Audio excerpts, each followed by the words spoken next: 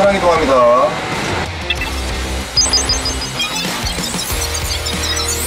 한국 철도 차량 엔지니어링. 보이지 않지만 모든 곳에 존재합니다. 세상이 더 나은 길로 나아갈 수 있도록 끊임없이 질문하고 새로운 답을 찾아냅니다. 보이지 않는 곳에서 가장 안전한 길, 가장 행복한 길을 만드는 힘으로 더 나은 세상을 이끕니다. 한국 철도 차량 엔지니어링. 우리가 꿈꾸는 세상은 곧 국민이 꿈꾸는 세상입니다. 더 안전한 철도, 더 신뢰할 수 있는 철도. 그것은 우리가 존재하는 이유이자 혁신을 멈추지 않는 이유입니다. 한국 철도 차량 엔지니어링은 60여 년간 우리나라 철도 발전의 길이 남을 새로운 역사를 만들고 세계 철도 안전의 가치를 높여왔습니다. 누구도 돌아보지 않았던 철도 차량 검정의 불모지였던 한국에서 최초로 국제사회에 과감한 도전장을 내밀고 순수 우리 기술력으로 제3자 검정을 시행한 우리의 시작은 대한민국 철도 혁신의 신호탄이었습니다. 혁신을 향한 한 걸음 한 걸음은 창립 10년 만에 어느덧 국내에서 제작되는 모든 철도 차량에 우리의 손길이 닿지 않은 곳은 없었으며 그것은 곧 철도 산업의 발전을 이끌어왔습니다. 모두를 이롭게, 더 편리하고 안전하게. 우리의 소망과 생각, 끊임없는 기술 개발의 노력과 집념은 우수한 품질의 철도 차량 제작을 넘어 안전과 편리성을 추구하는 고객과의 만남으로 연결되는 새로운 시대를 열었습니다. 우리는 철도 차량과 함께해온 자랑스러운 철도인입니다. 우리나라 경제개발 시기 화차를 시작으로 오늘날 고속철도 차량에 이르기까지 풍부한 경험과 기술력은 곧 신뢰로 그 가치를 더하고 있습니다. 이제 우리는 또 다른 꿈을 꾸기 시작합니다. 오랜 세월 우리가 일구어온 뿌리 깊은 터전은 새로운 가치로서 더 나은 미래를 위해 더 큰 세상으로 힘차게 뻗어나갈 것입니다. 국토부로부터 철도 차량 완성 검사, 정밀안전진단 전문기관으로 지정받아 철도 차량의 제작 단계부터 폐기 시 검사 및 시험, 그리고 노후차 진단 업무까지 철도 차량의 수명주기 전 단계에 걸쳐 로테코의 꼼꼼한 손길은 철도 안전 확보에 선도적 역할을 하며 철도 차량의 모든 분야에서 신뢰받고 인정받는 기관으로 우뚝 섰습니다. 철도 안전 전문 기관으로서 철도 차량 분야 안전기술자 양성과 자격자 유지 관리를 통해 품질을 넘어 사람이 기술이자 안전의 중심으로 자리 잡을 수 있도록 모든 역량을 기울여 나갈 것입니다. 또한 철도 차량 정비 업무는 기본과 원칙을 중시하고 고객 가치를 소중히 생각하며 완벽한 차량 정비에 최선을 다할 것입니다. 세계 철도 산업을 선도하는 로테코. 우리의 비전은 이 모든 것을 담고 100년을 향한 또 다른 여정을 준비합니다.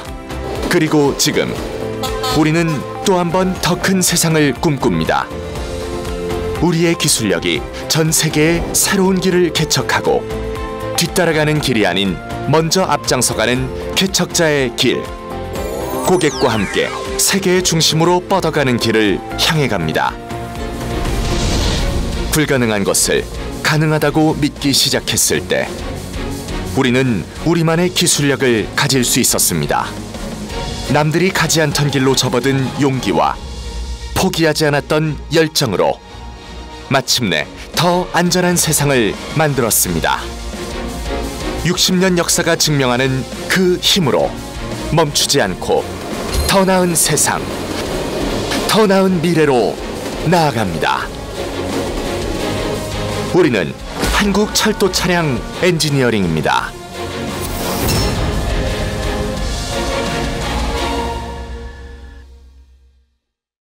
반갑습니다. 근본 기술 세미나를 공동 주최한 한국철도 차량 엔지니어링 검사단장 김재영입니다. 저는 저희 법인이 지금까지 금년 4월 30일 60주년을 맞이하면서 지금까지 해왔던 업무 중에 근년에 철도안전법이 도래되고 난 이후에 과연 어떠한 내용들이 검사 부적합으로 있었는가를 참고적으로 말씀드리고 여러분들하고 같이 앞으로 이러한 부적합에 대한 어떤 대응만 있는가를 같이 한번 고려해 보도록 하겠습니다. 저희 법인은 뭐 앞에서 소개 많이 됐지만 금년도 60주년을 맞이하고 있는 그런 그 검사 품질 관련 전문 어떤 기관입니다. 비전을 저희들이 세계 철도 안전을 선도하는 로테코라고, 로테코는 저희 철도 차량 엔지니어링의 그 영문 이니셜이 되겠습니다. 보통 그 철도 차량을 우리가 신조 때 검사를 하는 걸 구분을 해놨었는데, 이게 이제 철도 안전법이 발효되고 난 이후에 철도 차량 제작 검사, 성능시험 제작 검사라는 제도에서 시행되었던 어떤 부위가 되겠고, 그 다음에 지금 현행법이 이제 2012년에 우리가 이제 법을 전면적으로 좀 많이 개정을 하면서 약간 모태가 약간 바뀌었죠. 형식 승인 완성 검사로 이제 변경되면서 실제로 하고 있는 업무 내용들이 되겠습니다. 요건 저희들이 통상적으로 철도 차량이 신조 철도 차량이 제작되는 과정에 대한 어떤 그 검사 절차를 한번 정리해 봤습니다. 지금부터 저희들이 이제 사실 1970년대부터 실질적으로 제3자 검증을 진행하면서 해왔던 어떤 내용들의 현황인데요. 나름대로 좀 정리를 해서 조사를 해보니까 그 약 한 36,947, 약 한 37,000 칸 정도의 어떤 철도 차량을 검사를 하는 경험이 있습니다. 그리고 이제 국외에서도 저희들이 이제 한 1,275칸 정도 되는 어떤 그런 검사 경험을 가지고 있습니다. 검사 목적이라는 것은 이제 그 제작 품질 향상과 안전 운행을 확보를 위해서 실질적으로 이제 그 검사 과정에 피드백을 좀 통하고 이런 과정을 해서 우리가 이제 목적이라고 할 것 같으면 이제 부적합을 이제 확인해서 사전 제거하는 어떤 그런 내용이 되겠죠. 그래서 여기에 이제 따라서 쓰는 이제 용어가 보면은 부적합이라는 용어 우리가 다 알다시피 non-conformance report를 해가지고 어떤 조건이나 정도, 어떤 제시하는 어떤 조건에 들어맞지 않는 조건을 들어맞지 않는 것을 통상적인 부적합이라고 이렇게 많이 칭하고 있죠. 그리고 또 그게 따라오는 이제 시정 조치라는 내용을 보니까 잠재적으로 이렇게 상황에 잠재되어 있는 원인의 어떤 사전에 제거하는 거나 재발 방지를 위해서 취하는 어떤 시정 조치라는 어떤 용어를 우리가 같이 쓰고 있습니다. 요거는 이제 철도 안전법이 이제 도래되고, 철도 안전법이 저희들이 이제 좀 애석하지만 대구 화재 이후에 안전법이라는 새로운 어떤 법령이 이제 태도하면서 실질적으로 신조 차량에 대한 어떤 검사를 진행했습니다. 그래서 그 실질 적용된 한 2006, 7년도 정도 될 거고, 2007년에서 작년까지 우리가 실질적으로 진행해왔던 검사 현황을 볼 것 같으면은 부적합 현황을 볼 것 같으면은 약 한 13,372건의 이제 부적합에 이제 있었는데, 이 부적합 건수는 물론 이 중에서는 이제 어떤 그 모럴이 좀 큰 단위의 내용도 있고 또 소소한 내용도 있고 해서 종합적으로 봤을 때 부품 공정 완성차 이 개념으로 구분을 해서 한번 정리를 해봤는데, 전체적으로 한 13,300건 이상의 어떤 부적합을 가지고 정리를 해봤습니다. 도표보는 것은 사실 2007년도부터 2022년까지 작년까지의 그 부적합 건수가 부품 공정 완성차 단위로 분포를 봤는데, 주로 이제 2008년, 9년, 10년 요 시점에 대부분의 부적합이 상당히 좀 많았습니다. 그리고 또 이제 2012년, 13년을 기해서 제도가 약간 바뀌면서 좀 줄었다가 다시 2014년, 15년에서 좀 증가했고, 최근에 이제 또 이제 2022년 이후로 볼 때 조금 상승하는 추이가 좀 보이고 있습니다. 이 부위가 이렇게 좀 많이 발생됐던 내용들은 물론 그 시기에 제작하는 차량 양도 많고 또 새로운 어떤 차종들이 태동하고 이러다 보니까 아마 이런 상황이 나타나는 것 같아요. 저 시점이 이제 우리가 이제 고속철도 차량을 국내에서 스스로 이제 우리 기술로서 제작하던 시점이 되겠습니다.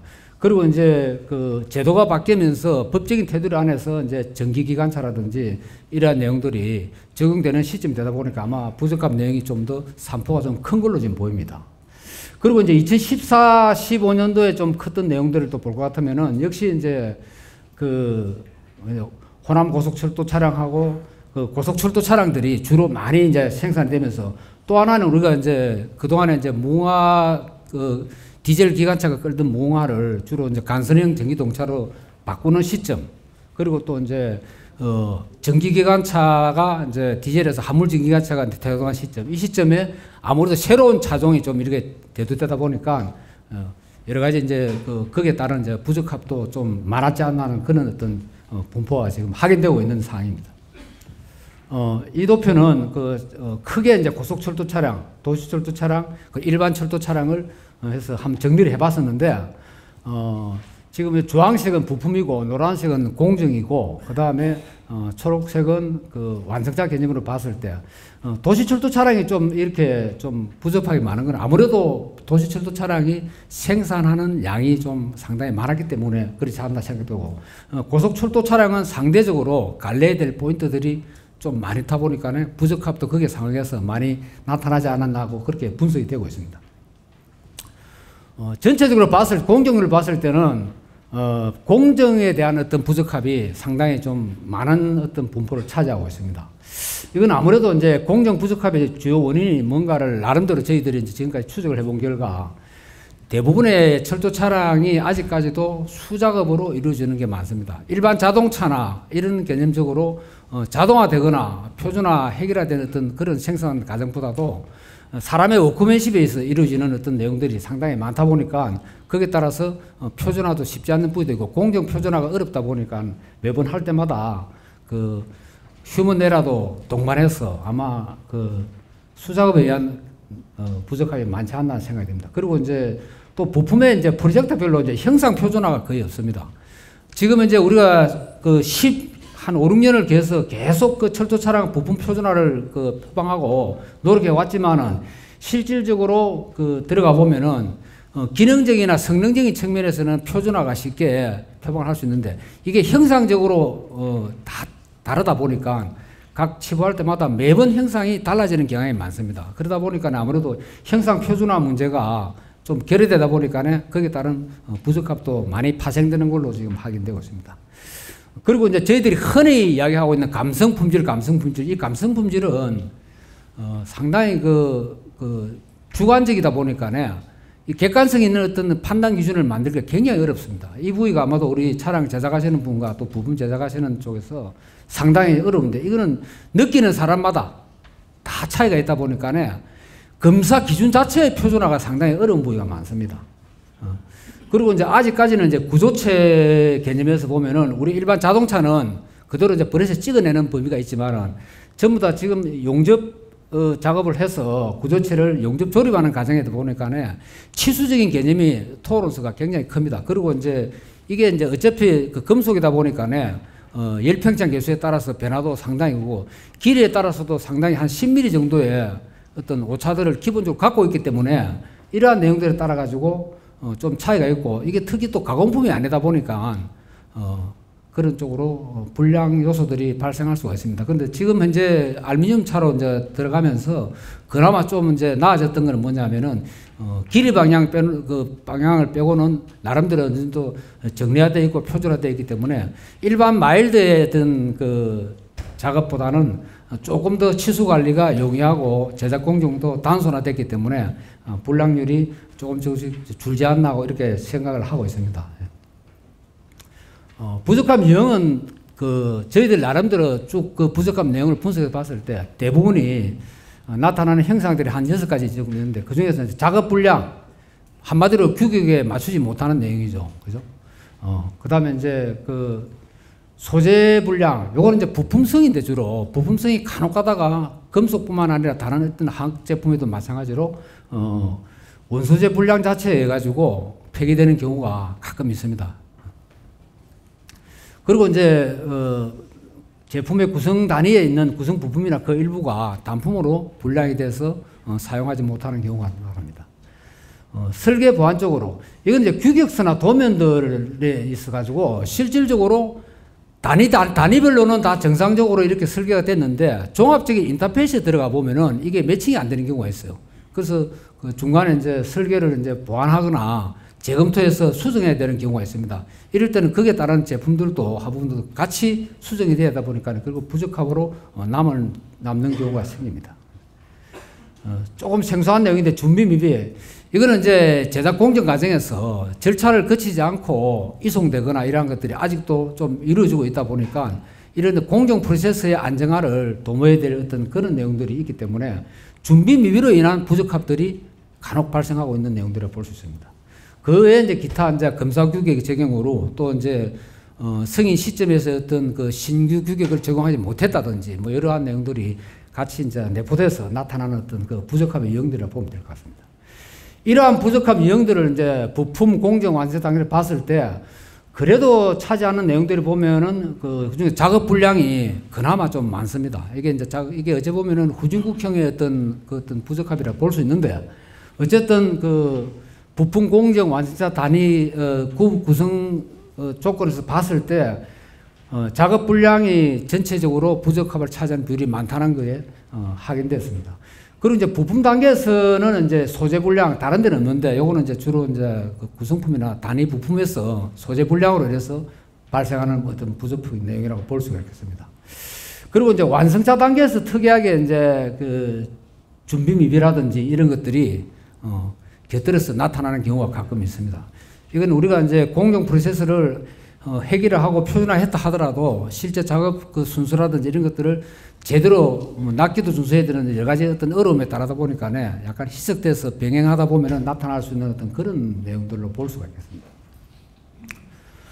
시스템별 부적합 현황을 봤었는데 이거는 이제 크게 우리가 이제 부품 공정 완성차의 어떤 그 공정 내용 중에서 전장품, 그 다음에 통신제어, 구조체, 그 다음에 기장, 대차, 크게 의장 이렇게 좀 구분을 해서 봤을 때 대부분이 지금 나타나고 있는 게 이제 의장 쪽에서 실제 의장의 범위가 굉장히 큽니다. 우리 차량을 만드는 중에서 구조체 빼고는 각종 기기들이라든가 내장재라든가 이런 것들 전부 다 설비품 일부가 전부 다 의장 작업으로 되다 보니까 의장 쪽에 부적합 내용이 전체적으로 좀 많다 하는 걸 이런 그 분석된 어떤 도표를 보고 이해할 수가 있습니다. 그동안에 이제 많은 그 결함들이 있었는데 주로 우리가 이제 대표적인 몇 가지 결함에 대해서 같이 한번 보도록 하겠습니다. 이건 차륜에 대한 내용인데 그 약 한 3개 노트 한 450 3개 정도의 차륜에서 한 6개 정도의 어떤 그런 이런 그 박피 현상 개념으로 뭐 박피도 될 수 있고 이게 떨어져 나가는 현상인데 이런들이 부적합이 죄송합니다. 좀 진행이 된 적이 있었고 이게 이제 결론적으로 이제 이 정도 정도에 따라서 서지를 못하고 삭정할 수 없이 그냥 교체를 해야 되는 그런 어떤 상황까지 갑니다. 그래서 이거는 차륜을 다시 한 점 빼내고 새로 이제 색을 대체해야 되는 그런 경우도 있었습니다. 그렇지 않고 이제 깊이가 좀 이렇게 이제 그 어느 정도의 어떤 범위에서 다시 한번 이제 이 선반을 삭정을 함으로써 그 사용 범위 내에서 사용할 수 있는 그런 부분도 없지 않아 있었습니다. 그래서 이런 내용들은 주로 이제 우리가 이제 레일을 타고 차를 움직이다 보면은 분기기 내지 여러 가지 어떤 장애로서의 이제 충격적인 어떤 그런 내용들이 지속된 어떤 그 피로가 반복되다 보니까 이게 이제 또 피로 결함들이 부위가 인접하다 보니까 합체돼 가지고 결국은 조각으로 떨어져 나가는 어떤 그런 어떤 형상으로 많이 나타나고 있는 내용들입니다. 역시 마찬가지로 이제 이게 이제 삭정을 해야만이 되는 경우, 이 삭정을 하게 되면 그만큼 우리가 사용해야 되는 어떤 마모 한도 범위에 대해서 손실이 굉장히 많은 편이죠. 이런 내용들이 이제 주로 우리가 차륜이라 하면은 철도 차량에서 가장 그 기본적이고 가장 또 역동적으로 실제 레일을 타면서 가장 중요하면서도 자기 역할을 해야 되는 게 차륜인데 이 차륜이 결함이 있을 때는 큰 사고도 유발할 수 있고 결론적으로 다른 일반 어떤 단순한 고장에 비해 가지고는 실질적인 대형 피해를 가져올 수 있는 어떤 그런 쪽이다 보니까 차륜에 대한 관리는 굉장히 중요하다고 생각됩니다. 요거는 이제 우리가 이제 대차 프레임 쪽에 우체에서 몇 가지를 봤는데 아주 단순한 것 같지만은 이렇게 이제 우리가 다 작업을 하고 난 뒤에 용접하고 난 뒤에 사상 작업을 하고 그 이제 비파괴 검사를 하는 경우에 볼 것 같으면은 선형적인 결함이 나타나는데 이게 진행 과정을 보면은 이게 이제 용접한 상태에서 그다음에 이제 숏도 치고 이런 상태에서는 확인이 잘 안 됩니다. 안 되고 난데 이제 그래서 우리가 이제 이게 전부 다 이제 그 자분 탐상이라든지 이런 검사를 포면 직화 결함을 보기 위해서 진행을 하는데 요 부위는 지금 이제 그 우리 제동 프레임 중 그 대차 프레임 중에서도 제동 행가 브라켓 쪽하고 또 기어 행가 그다음에 우리 동력 대차의 이제 그 트럭션 모다 고정 브라켓 이런 부위들이 이제 중요한 내용이다 보니까 전략적으로 전부 다 그 비파괴 검사를 시행합니다. 그 과정에서 나타났던 선형적인 결함을 보수를 해서 제거했던 어떤 그런 과정입니다. 이렇게 나타나는 결함들은 때에 따라서는 다시 보수 용접을 통해서 다시 재사상을 통해서 이렇게 확인해서 보수를 처리하는 경향이 있습니다. 역시 마찬가지로 요거는 아마 그 전두부 대차, TC 대차가 될 것 같은데 우리가 레일 위에 있는 어떤 그 제석기라 그러죠. 제석기 브라켓트가 라이프 가드라고 하기도 하는데 이 어느 정도 중량감을 가지고 있는 게 치부가 되는데 약간 그 하중적으로는 불평형이 일어나는 부위죠. 여기서 이제 용접 그 작업을 진행하면서 2단으로 진행했던 내용들이 중간에 연결부가 있다 보니까 결함이 나타납니다. 그래서 이런 것들은 방법을 개선해서 연속적으로 용접을 하는 방법으로 일회 용접으로 대처를 하니까 이런 결함이 제거가 됐습니다. 그래서 이런 개선 사례도 있다는 걸 보여드리고 있습니다.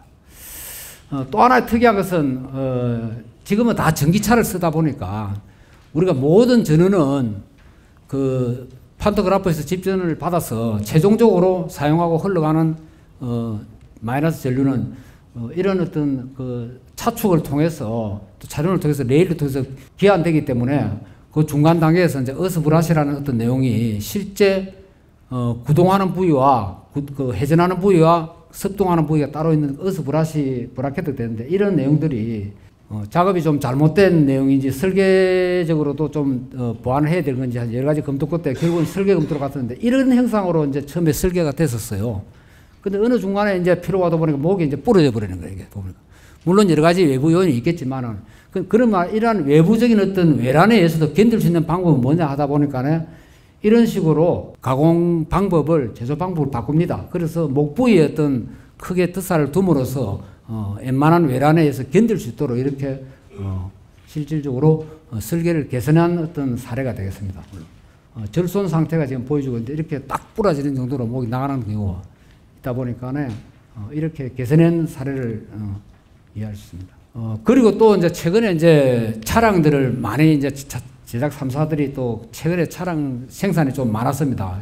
우리가 25년, 30년 지나고 난 뒤 대표해야 할 차량들이 많다 보니까 어떤 그 특정 기간에 좀 많은 생산이 이루어지다 보니까 그 생산 어떤 공급 조달 이런 데도 이원화되고 사문화되고 하는 과정에서 조금 경험이 미숙하거나 하는 어떤 그 공급자들에 의해 가지고 발생된 사례 중에 하나인데 우리가 흔히 알지만 차축과 차루는 그 잼셀을 가지고 억지 끼워 맞춤을 하고 있습니다. 그런데 그 과정에서 실질적으로 숙련된 어떤 숙련 작업자 또 프로세서 이걸 정확하게 지켜줘야 되는데 또 설비 역시 마찬가지입니다. 설비의 정도도 필요한데 근데 급조되는 과정에서 아마 발생하지 않나 하는데 차륜을 그 실제 압입하는 과정에서는 정상으로 다 보이지만은 이게 이제 그 중정비 과정에서나 또 중정비를 하기 위해서 사전 점검을 위해서 한번 차륜을 빼봤을 때 나타나는 현상들이 이렇게 이미 차축에 굉장히 많은 그 이런 손상을 주고 있습니다. 이런 경우는 차축 자체를 못 쓰게 되죠.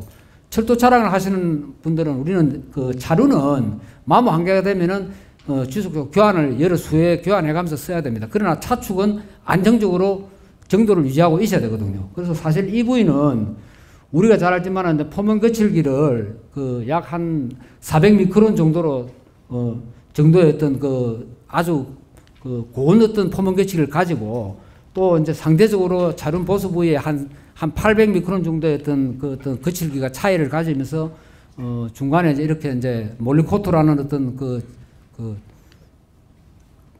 별도의 어떤 저 고체 윤활제를 발라서 도포해서 이렇게 강제로 압입합니다. 실제로 구멍보다는 축이 더 파이가 큰 편이죠. 그래서 실질적으로 압입할 때는 정상적인 어떤 톤수에서 맞아 들어가고 또 실제로 나중에 차륜이 다 마모됐을 때 차륜을 유압제기로서 사용해서 팽창해서 빼내면은 차축은 크게 손상이 없어야 됩니다, 사실은. 그런데 이건 이제 차축이 지금 이런 사진으로 볼 때는 지금 선명하지 못하지만은 상당히 많은 손상을 입게 되면 결국은 차축도 버려야 되는 어떤 그런 어떤 결함이라고 볼 수가 있습니다.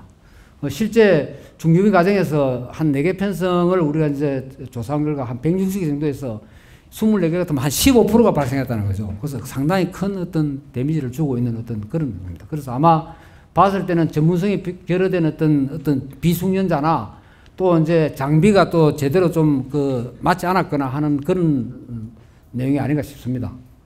근데 실질적으로 저희들이 이제 검사 과정에서 볼 것 같으면은 이게 뭐 야간에도 이루어지고 하기 때문에 매번 이렇게 검사자가 붙어 있는 게 아니고 검사자는 어디까지나 결과를 가지고 하다 보니까 여기 이제 압입에 대한 어떤 기본 톤수가 이렇게 다 정비가 돼 나옵니다. 나오는데도 실질적으로 이 그래프상에서는 앞에 나타났던 이 결함의 어떤 발생을 여부를 확인하기 굉장히 어려워요. 그래서 우측에 있는 것은 기본적으로 이제 UIC에서 규격하고 있는 어떤 압입 톤수의 어떤 변화를 보여주고 있는 건데, 우리가 볼 때 이제 처음에 초기에는 이제 이렇게 적은 힘으로 뜨지만 점점점 전체적으로 면적이 크기 때문에 톤수가 커집니다. 보통 우리가 60에서 한 90톤 정도를 차륜 압입의 억지 잼새의 어떤 강도를 보고 있습니다. 힘을. 그래서 이제 가정에서 발생되는 그래프의 형상을 보고 1차 합부를 판단을 하긴 합니다. 지금 여기서 보이는 것 같이 지금 이제 6번 그래프 같이 이렇게 엣지가 생기는 거는 차륜 내부에 이제 탈피할 때를 대비해서 유압잭 홀이 있는데 그 홀을 지나면서 발생할 수 있는 여기도 보이지만 그런 그 부위에 어떤 수평화되는 부위가 있거든요. 이런 내용들이 이제 기본적으로 우리가 이제 최저 이제 압력에서 사용 기존적으로 정하고 있는 레벨의 범위까지 직선화했을 때 밑으로 떨어지면 이거는 결함이 불량입니다, 사실은.